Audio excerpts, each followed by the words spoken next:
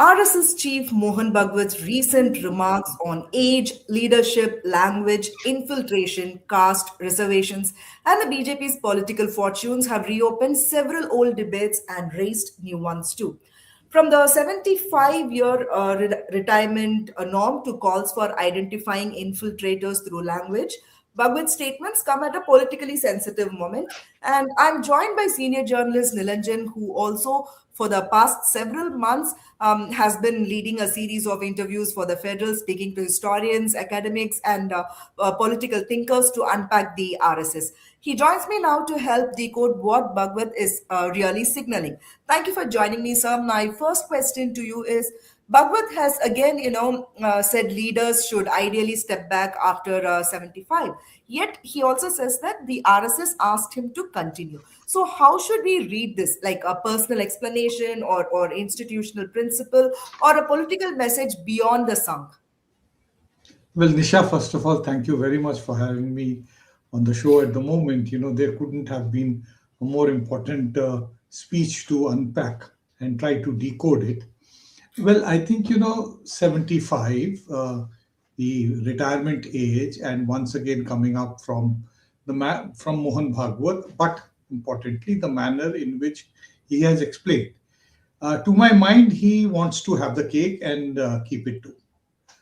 If he is actually so keen on that leaders should leave at 75, on turning 75, why doesn't he set the ball rolling? This argument that the RSS turned down the offer is actually, it doesn't, you know, carry any weight. Because in the RSS tradition is that the Sarsang Chalak or the chief decides that so and so shall be my successor and then quits. So it is a suo motu kind of a declaration of the Sarsanchalak of that particular time. You really don't, the RSS does not function like a political party that there is a big national executive, national council like that there are in the BJP. For these matters, these are very closed, small group decisions. So he just has to say that I think I should step down and so will be the next Sanchalak, and that gets endorsed by what is called the Karyakarini Mandal or the National Executive. That's about all. So if Mr. Mohan Bhagwat really wants to step down, he should just announce and step down, and that will put pressure on Mr. Modi. Although the BJP leaders have said that there is no question of Mr. Modi retiring after he's turned 75, which he did on the 17th of September last year. So I think that this is mere posturing to convey that he is actually applying pressure on Mr. Modi, but actually there is absolutely no additional or fresh pressure on Mr. Modi to announce his retirement at the moment. Okay. So when he says that RSS brought Achedin for the BJP and not the other way around, and he also said a political pressure comes from voters and not the RSS. So from your experience, how accurate is this separation in practice? For the last 11 years, we have actually seen kind of a tussle between the RSS and the BJP over primacy, that who is going to be calling the shots. Now, previously, if you remember, RSS is celebrating its 100th year, it's a centenary year of the RSS. The BJP has been there in existence from 1980 onward, but prior to that, till 1977, there was the Bharatiya Jansangh.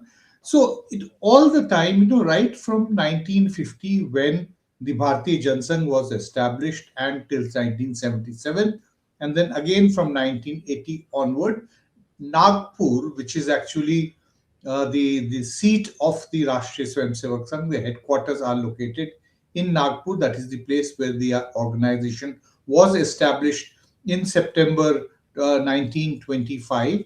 Nagpur in the political parlance was always referred as the elder brother. But elder brother and the younger brother being the political party based out of Delhi. But in 2014, when Mr. Modi was nominated, when the RSS actually cleared the nomination of Mr. Modi as the electoral mascot of the BJP, that is the prime ministerial candidate, at that time onward, it started, appearing that Big Brother shall not remain Big Brother or the elder for too long. It will either be a twin or maybe even worse than that. So it started off on a relationship where they were at par, but gradually Mr. Modi asserted his presence. He's the one who started calling the shots, and then eventually he kind of almost marginalized the RSS as far as policy matters are concerned. Mr. Modi, right from the time in 2001 when he became Chief Minister of Gujarat, he never believed in consulting the RSS on matters of policy and political party. The same thing has continued in at the center also, be it on the matters of policy of the central government or on the manner in which he's run the BJP with his choicest presidents, Amit Shah, Jagdeep, Nadda, and thereafter, Nitin Nabin very recently. So the three presidents have been directly his personal choice, and they have been doing what he wants to do. That is the way he's been running it. So that is the way it has been continuing, and the RSS somehow or the other wants to assert its presence. So in 2024, you would remember during the election, JP Nadda had actually given a media statement during the course of an interview, said that we do not require the RSS. So the RSS kind of hit back by not being very enthusiastic in the campaign for the Lok Sabha election. And the result is that the BJP lost 20% of its seat holding from 303. They were down to 240, and the party lost the majority. So the RSS proved that the BJP still cannot function without the RSS. Thereafter, in the other elections, in the assembly elections in Haryana, Maharashtra, and then eventually, in the other elections which followed, the RSS actively participated in the campaign and then established that this is what we can actually do. So that was conveyed very well. So this particular statement that Achedin is for, the it has been brought by the RSS and not by the BJP has to be seen as part of this, the one-upmanship between the RSS and the BJP. Okay. Bhagwat says caste is not a barrier, and he even went on to say that a person belonging to a scheduled caste or scheduled tribe category can also head the RSS, but only a Hindu can. And he also supports reservations for quote unquote for as long as needed. So, how should we understand this mix of inclusivity and clear ideological boundaries? The operative part, you also said, quoting Mohan Bhagwat, you said that a person from the scheduled caste or scheduled tribes can become the president of the or the chief of the Rashtriya Swayamsevak Sangh, the Sarsanchalak. Can, but will. Will one person become? No, it will be somebody from a proper Hindu with a caste identity. Unfortunately, the scheduled caste and the scheduled tribes are outside the caste system in Hinduism. So I do not think that you can actually theorize that, well, there is such a possibility, but I do not think that it is going to happen, at least in the near future.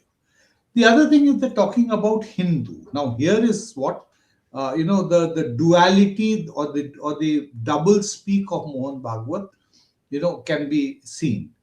Quite often, Mohan Bhagwat himself and various other RSS and BJP leaders have said that everybody who lives in this country is a Hindu, regardless of the faith that they follow, because being Hindu is not only being religiously Hindu. You can also be a Muslim yet be a Hindu, because culturally this is all about cultural nationalism. So everybody is first and foremost a Hindu, and thereafter that they can have their faith, they can have follow Islam, we have no problems, they can follow Christianity, we have no problems.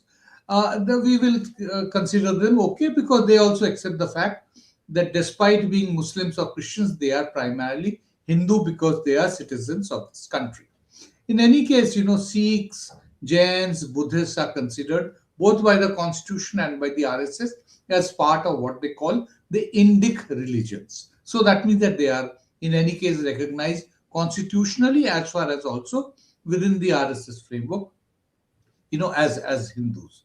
So saying that only a Hindu will be the chief of the RSS. So which means that again here is that, can somebody with an imaginary name of Muhammad Hassan Khan can be the Sarsanchalak of Rashtriya Swayamsevak Sangh, because that person, according to Mr. Mohan Bhagwat's own definition, is a Hindu. So, but will that person become the Sasanchalak of the Rashtriya Swayamsevak Sangh? No. So that means that they may declare themselves as Hindus, but still the RSS would not consider them to be Hindus. This is the double speak of the RSS and Mr. Mohan Bhagwat. So, speaking of people belonging to other faiths, his remarks on Islam, Christianity, and even English and the Swadeshi economics, for that matter, suggest a broader cultural framing. So, is the RSS today more focused on shaping everyday social behavior than directly influencing policy? The RSS has constantly tried to bolster the thinking within Hindu society, which is a position which is against the people from Islam, the Muslims, to always have a certain set of prejudices towards them. So that is what they have bolstered all the time, and that is what they have always done. If you ask the RSS person, somebody who is actually a bit of a philosopher, kind of a, who can actually explain things politically a bit more in depth than just programmatic, that we are going to be having an agitation like that. If you ask them that what is the ultimate objective of the RSS, they will say that our ultimate objective is that Samaj or society becomes the Sangh, or vice versa. That means that the RSS becomes the society and the society becomes the RSS, which means that the RSS thinking gets completely, into the minds of society, that everybody in society is in sync with the RSS ideology of Hindutva and the way they look at politics, religion, and society. Okay. So let's take the leadership norms, political authority, identity, and culture. Let's take all these together. So, what phase is the RSS entering as it marks 100 years, and how does this shape India's politics ahead? I think the biggest, the way I look at it, rather let me actually say this. The centenary year has come at a time when the RSS is entering a very uncertain phase, because it has been established that despite a year and a half long standoff with Mr. Modi on the issue of who shall be the next BJP president, it was ultimately Mr. Modi who called the shots.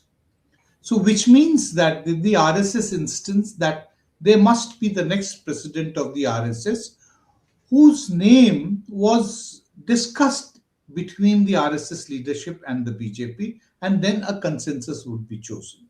Mr. Modi very smartly has chosen somebody who has a family background, who ironically is also a dynast because his father was also a legislator. And in 2006, when Nitin Nabin was given the party ticket, it wouldn't have gone to him if his father had not died from that assembly seat, just a few months prior to that. So that way he's a dynast, but he's also somebody who is entering from what is called the Sangh family, a part of the Sangh Parivar somehow or the other.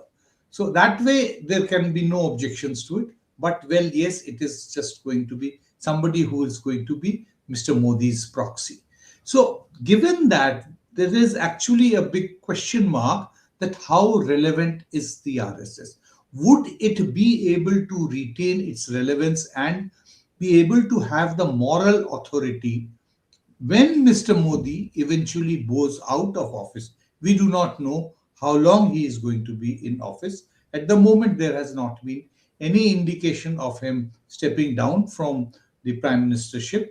So, as long as Mr. Modi is there, the future of RSS is very uncertain. They will not accept it, but yes, all observers will say that it, we have to see whether they are able to retain their relevance in society or not. Thank you for your input, sir. Viewers, for more such